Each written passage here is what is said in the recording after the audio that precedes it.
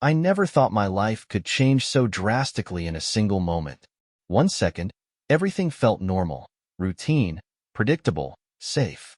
The next, I was staring at something that made my chest tighten, my hands go numb, and my mind spiral into a place I wasn't ready for. My name is Clyde, and for 7 years, I believed I had a strong marriage. Mabel and I weren't perfect, no couple is, but we had stability, trust, or so I thought. She works long hours as a night nurse. The demanding shifts, the exhaustion in her voice when she'd call between rounds, the way she'd collapse into bed the moment she got home. It all felt so real. I never questioned it. I never questioned her. But this morning, everything changed. She walked through the front door at 7:10 a.m., just like always. Her hair was a little messy, her scrubs slightly wrinkled. She gave me that familiar, tired smile and dropped her bag by the door. "I need a shower," she mumbled, rubbing her eyes. I nodded, still half asleep myself, stirring sugar into my coffee. Part 1. The weight of silence.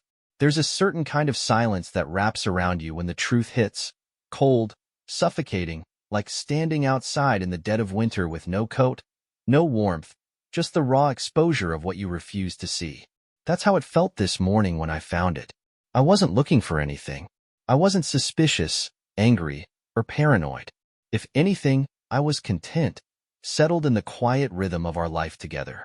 7 years of marriage will do that. You stop questioning the little things. You trust. Mabel came home from her shift at exactly 7:13 a.m. She always said hospitals ran on chaos, but she ran on precision. A woman of routines. She walked through the door, let out a long sigh, and pulled off her sneakers with an exhausted groan. I barely looked up from my coffee. It was just another morning. Rough night? I asked. She nodded, rubbing the back of her neck. Yeah, I need a shower. Her voice was distant, but I didn't think much of it. Night shifts took a toll, and I had learned not to push for details when she was this drained. She trudged toward the bathroom, and I took another sip of coffee, already thinking about my own day. Emails, meetings, the usual. Then I saw it. Her work bag, unzipped and slumped against the chair. At first, I wasn't sure what caught my attention. Maybe it was the way it leaned open, almost inviting. Maybe it was something deeper, an instinct I hadn't acknowledged until that moment. I glanced toward the bathroom. The water had already started running. I told myself I was being ridiculous, but my hands were moving before I could stop them. Inside, beneath her folded scrub jacket, was a crumpled receipt. I shouldn't have cared, but something about it, maybe the time stamp, maybe the location, made my pulse quicken. 1:42 a.m. The Blue Haven Inn. I felt my stomach clench. The Blue Haven wasn't anywhere near the hospital. It wasn't even on her usual route home. My hands shook as I flattened the paper, my eyes scanning for an explanation. 2 items. A bottle of wine. A room for 2. The coffee in my mouth turned bitter. I stared at the receipt, willing it to make sense. Maybe it was a mistake. Maybe there was a perfectly reasonable explanation. But deep inside, something cracked. Something I had trusted without question for 7 years. The shower was still running. I set the receipt down carefully, as if touching it too long would burn me. My breathing was uneven, my chest tight. The logical part of me said to wait, to hear her out. But the other part, the one that had just glimpsed a version of my wife I didn't recognize, was already unraveling. The water shut off. The door creaked open. Mabel walked into the bedroom, towel wrapped around her, eyes heavy with exhaustion.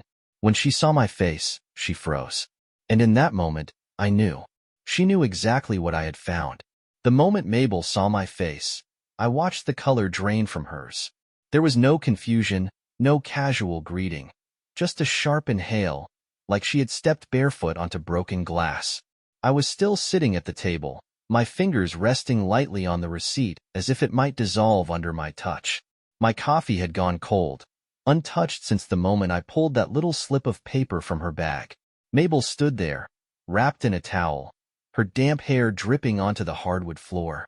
I could see the gears turning in her head, her eyes darting from me to the bag, then back again. For a few agonizing seconds, neither of us spoke. Then, She forced a breath and tried to play it off. "You're up early," she said, her voice thin, careful. I didn't answer. Instead, I lifted the receipt and turned it toward her, watching the way her entire body tensed. She barely glanced at it before looking away, rubbing the towel against her damp arms like she was suddenly cold. "Tell me it's not what I think it is." My voice came out steadier than I expected. I didn't feel steady. Mabel let out a nervous laugh, but it didn't reach her eyes. "Clyde, come on. What are you even?" "Don't." My hand tightened around the receipt. "Just tell me the truth." Her mouth opened, then closed. I could see the war happening behind her eyes, the frantic search for an explanation that wouldn't sound like a lie. And in that hesitation, I had my answer. She wasn't going to deny it. My heart pounded in my ears. I wanted to feel angry, but all I felt was numb. "Say something," I pressed, my voice lower now. "Tell me why you were there. Why you paid for a room." At almost 2 in the morning, Mabel exhaled slowly, her grip on the towel tightening. When she finally spoke, her voice was almost too quiet to hear. "It's not what you think." That was it. No denial, no outrage. Just that same tired phrase people use when they've already lost the fight. I laughed, but it came out hollow. "Then explain it to me." She swallowed hard, taking a hesitant step toward the dresser. "I was helping someone." I blinked. "Helping?" "A friend. He needed a place to stay, and I?" "Who?" I cut in. She hesitated. Too long. "Who, Mabel?" She glanced at the dresser, as if her answer was hidden somewhere among her neatly folded clothes. Then, barely above a whisper, "Ben." The name hit me like a gut punch. Ben was a doctor at her hospital. Young, good-looking, the kind of guy who always had a joke ready. I had met him once, at a staff barbecue. He shook my hand with an easy grin and said, "Man, your wife is the hardest worker in that hospital. You're lucky." Lucky. I stared at her, trying to process the weight of that name. The casual way she had just dropped it between us like it meant nothing. She was already shaking her head, like she could erase the moment if she just denied it hard enough. "It wasn't like that, Clyde. He had a fight with his girlfriend. He had nowhere to go. I was just helping." I wanted to believe her. I really did. But the way her fingers twitched, the way she wouldn't look me in the eye, it was all too much. Then why lie? My voice cracked slightly. "Why not tell me?" She opened her mouth, then closed it again. No answer. I pushed my chair back slowly, standing up. She took half a step back, gripping her towel like it was the only thing keeping her together. "Mabel," I said carefully, "if I check your phone right now, what will I find?" Her whole body went rigid. And just like that, the last piece fell into place. The silence that followed my question was worse than if she had screamed at me. I stood there, gripping the edge of the table, my breath coming in shallow bursts. Mabel wasn't moving. Her knuckles had gone white where they clutched the towel against her chest, as if that flimsy piece of fabric was the only thing holding her together. I could see it in her eyes, the calculation, the hesitation, the fear. I don't know what you mean," she finally said, her voice barely above a whisper. I exhaled slowly, shaking my head. "Mabel, I'm going to ask you one more time. If I check your phone right now, will I find?" She took the smallest step back, toward the dresser. I knew what she was thinking. Her phone was in there. She had tucked it away like it was just another part of her routine. But now, it might as well have been a ticking bomb. "Just let me explain," she pleaded, her voice cracking slightly. I clenched my jaw. "Then explain." She opened her mouth, then closed it. The hesitation stretched between us, growing heavier by the second. And with each beat of silence, something inside me hardened. She wasn't going to explain, because there was no explanation that wouldn't unravel everything. I took a step forward, and she instinctively took another step back, pressing herself against the dresser. "I didn't do anything wrong," she tried again, but the words felt rehearsed, like she had been preparing them for this exact moment. "Then let me see your phone." Mabel's breathing hitched, and that was it. That was the moment I knew, without a doubt, that my marriage wasn't what I thought it was. She didn't answer. She didn't move. She just stood there, eyes darting toward the dresser, then back to me, like a cornered animal trying to find an escape route. I walked past her before she could react. Clyde, wait. But I was already pulling the drawer open. The phone was sitting on top of her neatly folded shirts, face down. I reached for it, but before I could grab it, her hand shot out, gripping my wrist. Stop, she whispered. I looked up at her. Why? Her fingers tightened, but she had no answer. No defense. I didn't yank my arm away. I didn't have to. The moment stretched too long, and she let go first. I picked up the phone, turning it over. The screen was locked, but the notifications were there. Dozens of them. Missed calls. Messages. And one name that made my stomach turn. Ben. I swallowed the lump in my throat and tapped the screen. The messages stacked up like a dam waiting to burst. 1:57 a.m. Had a great night. You're amazing. 2:30 a.m. Can't wait to see you again. Let me know when you're free. 4:12 a.m. Miss you already. My grip on the phone tightened. My pulse pounded in my ears. Mabel's breath came out in a shaky exhale. Clyde, I turned the screen toward her, my hands steady despite the way my insides felt like they were collapsing in on themselves. She pressed her lips together, her eyes glistening, her entire body tensed like she was bracing for impact. I could barely hear my own voice over the roaring in my head. How long? She didn't answer. Mabel. My voice was eerily calm. How long? She blinked rapidly, her fingers curling into the fabric of her towel. A few weeks, she finally choked out. A sharp, bitter laugh escaped my lips before I could stop it. A few weeks, I repeated, my voice hollow. As if that made it better. As if that changed anything. I turned the phone back to face me, scrolling through the messages with slow, deliberate movements. The words blurred together, but the meaning was clear. It wasn't just one night. It wasn't just a mistake. This was something deeper, ongoing. She had been coming home to me, kissing me, sharing my bed, all while carrying someone else's words in her pocket. I set the phone down on the dresser, my hands suddenly feeling too heavy. When I finally looked back at her, she had tears in her eyes. But I didn't feel sympathy. I didn't feel anger. I just felt empty. You should get dressed, I said quietly, stepping back. I can't look at you right now. Her lip trembled. Clyde, please. But I was already walking away. I closed the bedroom door behind me, pressing my hands against it like I could physically keep everything I had just learned from spilling out into the rest of the house. My chest felt hollow, like someone had reached inside and scooped out everything that had made me feel whole. The house was too quiet. I wanted to smash something, to break the silence with the kind of noise that matched what was happening inside my head. But I didn't. I just stood there, staring at the wood grain of the door, hearing the muffled sounds of Mabel moving inside the bedroom. She was getting dressed, like I had asked. I should have left. I should have grabbed my keys and walked out. But I didn't.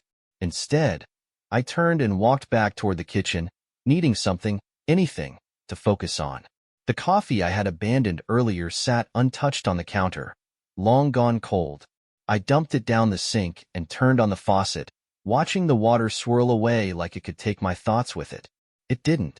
A chair scraped against the floor behind me. I didn't turn around. Clyde. Mabel's voice was quiet, hesitant. I let out a slow breath through my nose, gripping the edge of the sink.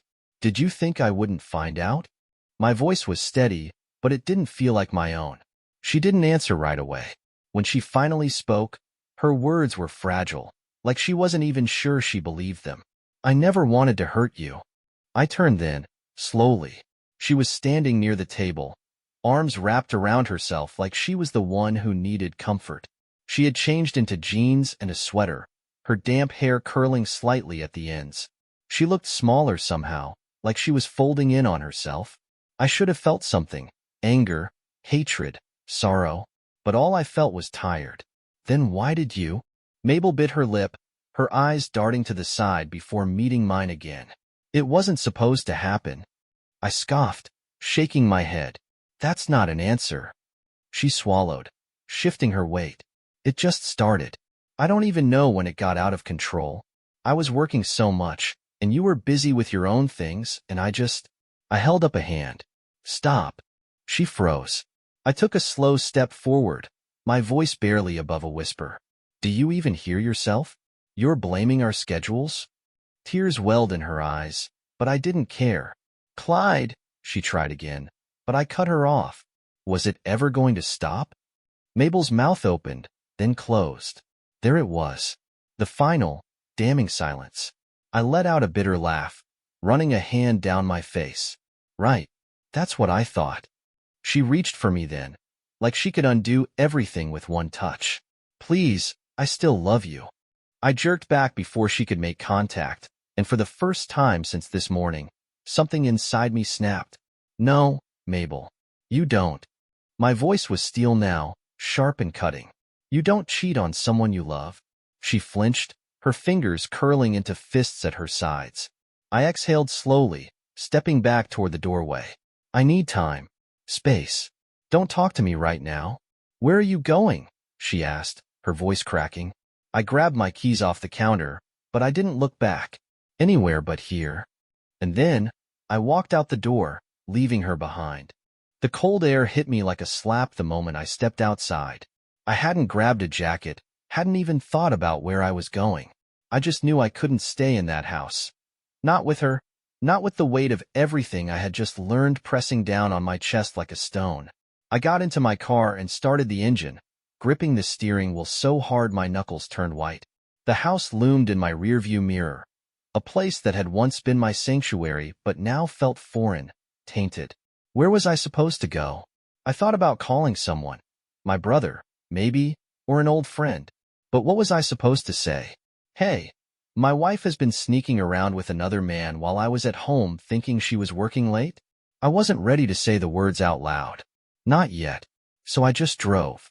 The streets blurred past me, the early morning light making everything feel too bright, too sharp. My mind kept replaying the last hour over and over, twisting in on itself, searching for some hidden meaning that would make this all less real. Had there been signs? Had I been blind, oblivious? Or had she just been that good at lying? I didn't know how long I drove, but eventually, I ended up in an empty parking lot outside an old diner.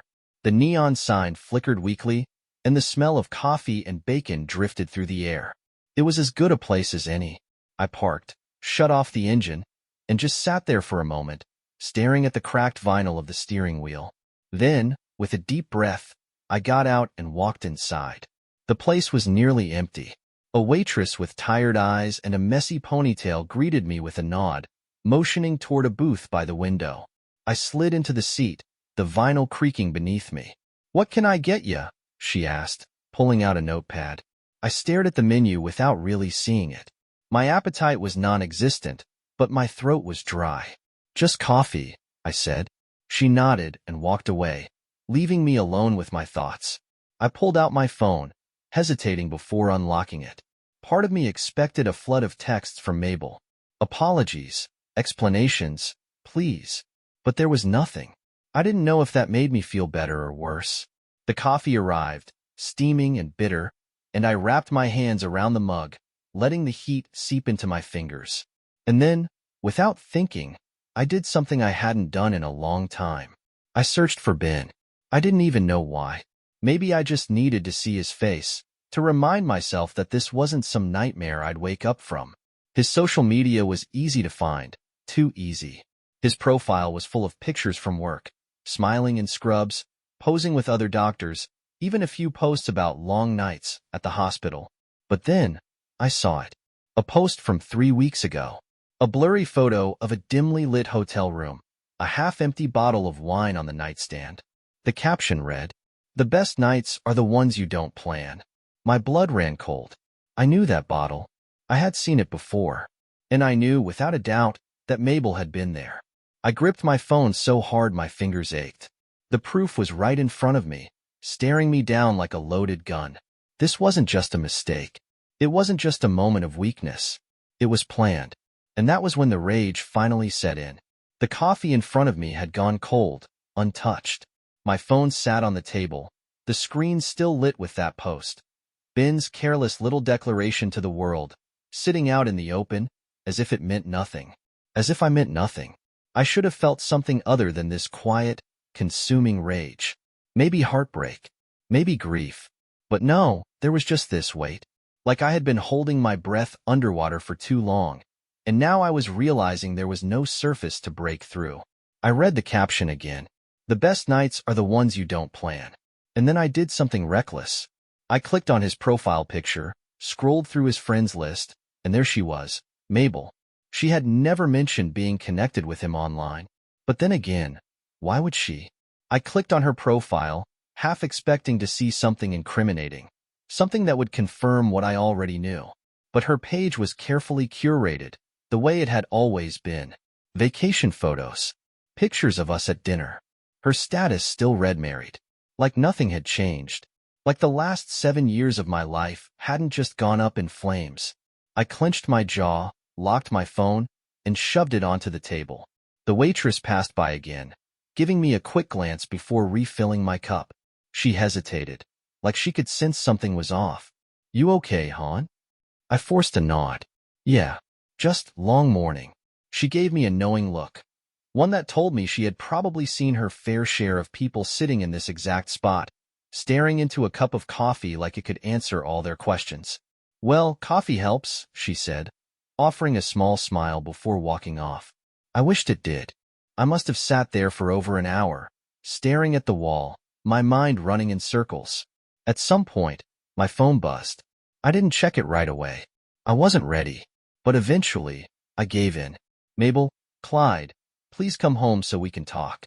A second message. Mabel, I know you're hurting. Just come back, please.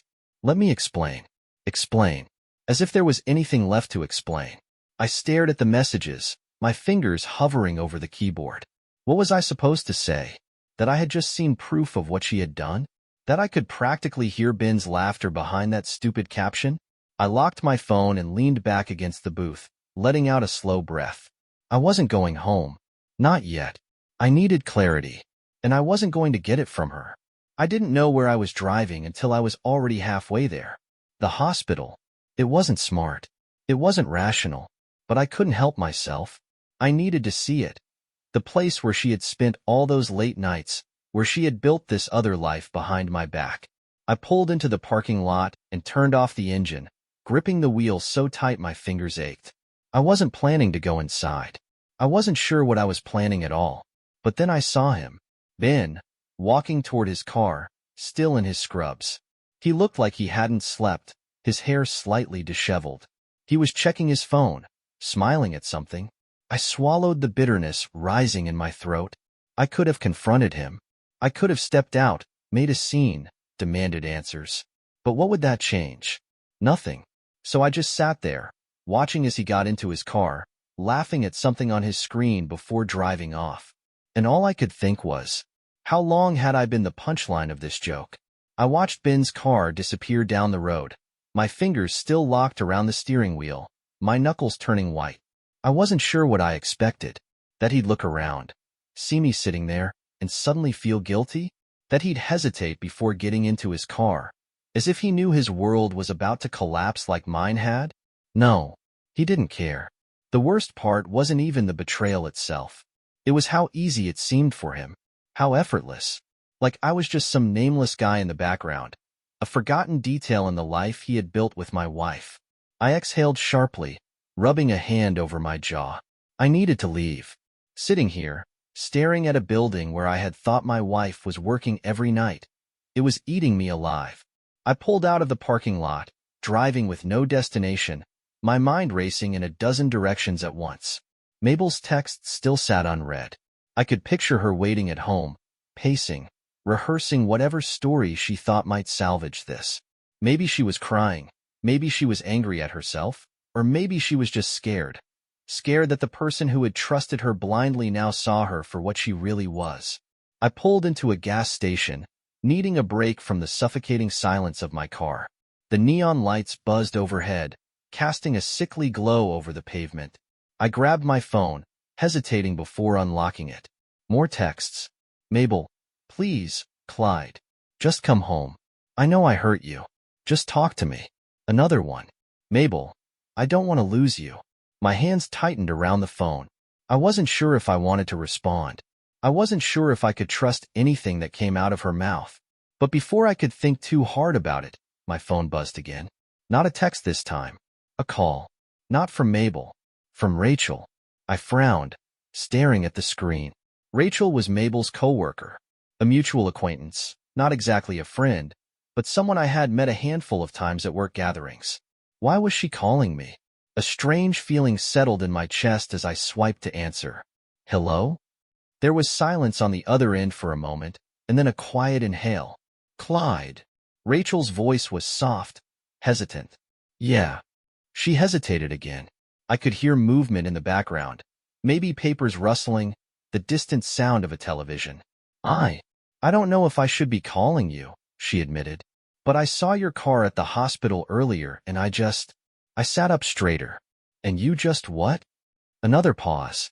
Are you okay? The question caught me off guard. I let out a humorless chuckle. Not really. Rachel sighed. I figured. I rubbed a hand over my face. Why are you calling, Rachel? A longer pause this time. Then, carefully, she said, I don't know what Mabel told you, but if she said she was working last night, she wasn't. I went still. Rachel exhaled, almost like she had been holding her breath. She's been calling in sick on and off for the last few weeks. Not officially, though. She's been switching shifts, asking for coverage, trading nights with other nurses. My fingers went cold. I swallowed hard, my throat suddenly dry. So she hasn't been at work? No, Rachel confirmed. And I know it's not my place, but I've seen things, heard things. I just didn't think it was my business. But when I saw you today, she trailed off. I squeezed my eyes shut. What things, Rachel? She hesitated. She's been spending a lot of time with Ben, not just at work. Outside of it, too. People talk. You know, they've been seen together at restaurants, bars. A couple of the other nurses mentioned seeing them at the Blue Haven a few times. The Blue Haven, the same place on the receipt I had found. My stomach turned. I gritted my teeth, gripping the phone tighter. How long? Rachel's voice was barely above a whisper. Months. Everything inside me felt like it cracked apart at once. Months. Not days. Not weeks. Months. I'm sorry, Clyde, Rachel said softly. I opened my mouth, but nothing came out. Then I heard it, someone calling Rachel's name in the background. She muttered something back, then sighed into the phone. I have to go, but I thought you should know. Thank you, I forced out. My voice sounded strange to my own ears. She exhaled again. Take care of yourself, okay? And then she was gone. I stared at my phone, my grip tightening. I had been fooled, lied to, manipulated, played. And not just for a moment of weakness. This had been an ongoing deception, a double life. A slow-burning betrayal that had taken months to unravel. I looked out at the empty gas station parking lot, my reflection staring back at me in the darkened window of my car. Mabel was waiting at home, waiting for me to walk through that door so she could spin whatever story she thought I'd believe. But I wasn't the same man I was this morning, and I wasn't going home as the husband she once knew. I sat in the parking lot long after Rachel hung up, the weight of her words pressing down on me like a lead blanket. Months. Not a mistake. Not a drunken lapse in judgment. This was deliberate. Calculated. I wasn't sure how long I stayed there, staring at nothing, my mind looping through every moment of my marriage with fresh eyes. The late nights. The tired smiles. The times she reached for her phone in bed, turning the screen away from me. The sudden increase in extra shifts, the weekend getaways with her work friends. I thought back to every time I had kissed her goodbye before she left for a night shift. How many of those nights had she gone to him instead? I had been living a lie, and I didn't even know it. I finally turned the key in the ignition, the car rumbling to life. But I didn't go home. Not yet. First, I needed to make a stop. The house felt smaller when I walked in, like the walls had shifted, closing in on me. Mabel was sitting on the couch, her phone in her lap, eyes puffy and red. She had been crying. But the moment she saw me, she straightened, exhaling in visible relief. Oh, thank God. She stood up quickly, like she wanted to run to me, but something in my face made her hesitate. Clyde, I was so worried. I thought maybe. I held up a hand. Stop. She froze. I took a slow breath, forcing myself to stay in control. My voice was too calm when I spoke. How long were you going to lie to me? Her face crumpled. Clyde, months. I let the word hang in the air between us, heavy, suffocating. It's been months, Mabel. Her bottom lip trembled. Who told you that? I let out a sharp, bitter laugh. That's your response? Not it's not true. Not I'm sorry. Just who told you? Her eyes darted away. She was scrambling, reaching for something to anchor herself to. I didn't mean for this to happen, she whispered. I clenched my jaw. But it did. And it wasn't a mistake, was it? It wasn't just a one-time thing. You were never going to stop? Tears spilled down her cheeks. I didn't want to lose you. I inhaled slowly, forcing down the storm brewing inside me. You lost me the second you decided I wasn't enough. She sobbed then, covering her face with her hands. But I didn't feel sorry for her. Not anymore. I reached into my jacket and pulled out a folder, dropping it onto the coffee table. The sound made her flinch. What is this? She asked shakily. Divorce papers. Her breath hitched. She looked down at the folder, like it might burn her if she touched it. You already? I stopped by a lawyer's office before I came home. My voice was ice. This is happening. Her hand hovered over the papers. Can we talk about this? Please. I tilted my head, studying her. Talk? I repeated. Like the way you talked to Ben? Like the way you spent months lying to my face? She let out a choked sob. I still love you, Clyde. I stared at her for a long moment, then shook my head. No, I said simply. You love yourself. She opened her mouth, maybe to protest, maybe to beg, but I didn't stay to hear it. I turned and walked toward the door. Clyde, where are you going? I stopped at the threshold, gripping the doorknob. When I looked back at her, she was standing there, a mess of tears and regret. But regret wasn't love. I don't know yet, I admitted, but anywhere's better than here. And then I walked out, leaving her behind. For the first time in months, maybe years, I finally felt free.